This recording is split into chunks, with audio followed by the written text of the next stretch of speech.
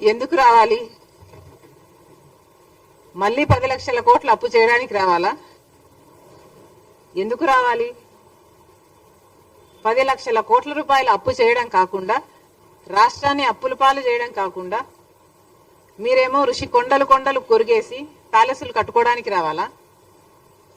కనీసం రాజశేఖర రెడ్డి గారి జలయజ్ఞంలోని ప్రాజెక్టులు పూర్తి చేయకపోతే, కనీసం ఉన్న ప్రాజెక్టులలో మీరు మరమ్మతులు మెయింటెనెన్స్లు కూడా చేయకపోతే గేట్లు కూడా తేలుతున్నాయండి. మళ్ళీ ఆ దుస్థితి చూడ్డానికి రావాలా? ఎందుకు రావాలి? రాజశేఖర రెడ్డి గారు ఎంతగానో వ్యతిరేకించిన బీజేపీ పార్టీతో మీరు అక్రమ సంబంధం పెట్టుకుని ఆఖరికి మన అన్ని విభజన హామీలతో సహా, పోలవరంతో సహా, కడప స్టీల్ ఫ్యాక్టరీతో